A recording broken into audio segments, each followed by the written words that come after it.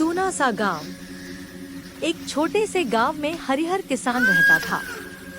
उसके पास थोड़ी सी जमीन थी, एक कच्चा घर और ढेर सारी मेहनत। घर में उसके साथ रहता था एक कुत्ता, मोती।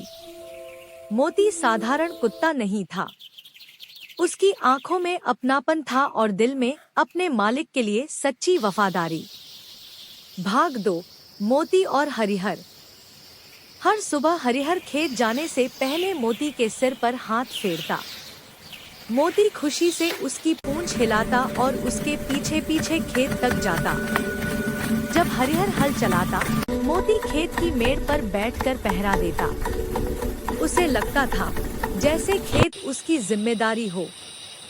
भाग 3, मुश्किलों की शुरुआत। एक साल बारिश कम हुई, फसल सूखने लगी। हरिहर चिंतित रहने लगा।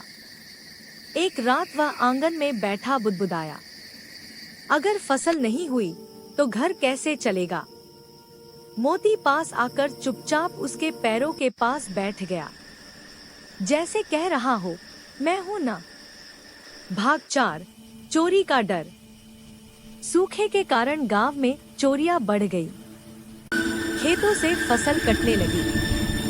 हरिहर रात रात भर जागने लगा, लेकिन शरीर थक जाता था। मोती यह सब देख रहा था। भाग 5, मोती का पहरा। एक रात कुछ लोग चुपके से खेत में घुसे। मोती ने आवाज सुनी। उसने जोर से भौंकना शुरू किया और चोरों की तरफ दौड़ा। चोर डरकर भाग गए। हरिहर दौड़ता हुआ आया। उसने मोती को गले लगा लिया। भाग 6, चोट और दर्द। कुछ दिनों बाद फिर चोर आए। इस बार उन्होंने पत्थर फेंका। मोती घायल हो गया, लेकिन पीछे नहीं हटा। वह आखिरी दम तक खेत की रक्षा करता रहा।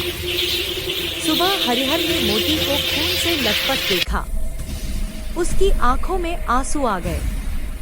भाग 7, इलाज और दुआ। हरिहर मोती को गोद में उठाकर वैद्य के पास ले गया। दिन रात उसकी सेवा करता रहा।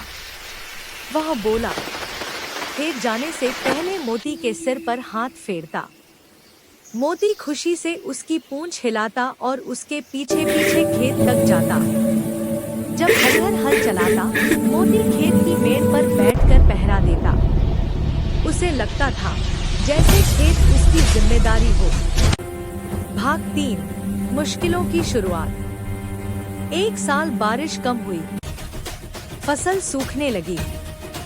हरिहर चिंतित रहने लगा। एक रात वह आंगन में बैठा बुदबुदाया, अगर फसल नहीं हुई तो घर कैसे चलेगा। मोती पास आकर चुपचाप उसके पैरों के पास बैठ गया, जैसे कह रहा हो, मैं हूं ना। भाग 4, चोरी का डर। सूखे के कारण गांव में चोरियां बढ़ गई। खेतों से फसल कटने लगी। हरिहर रात रात भर जागने लगा, लेकिन शरीर थक जाता था। मोती यह सब देख रहा था। भाग 5, मोती का पहरा। एक रात कुछ लोग चुपके से खेत में घुसे। मोती ने आवाज सुनी। उसने जोर से भौंकना शुरू किया और चोरों की तरफ दौड़ा। चोर डरकर भाग गए। हरिहर दौड़ता हुआ आया। उसने मोती को गले लगा लिया। भाग 6, चोट और दर्द। कुछ दिनों बाद फिर चोर आए। इस बार उन्होंने पत्थर फेंका। मोती घायल हो गया, लेकिन पीछे नहीं हटा। वह आखिरी दम तक खेत की रक्षा करता रहा।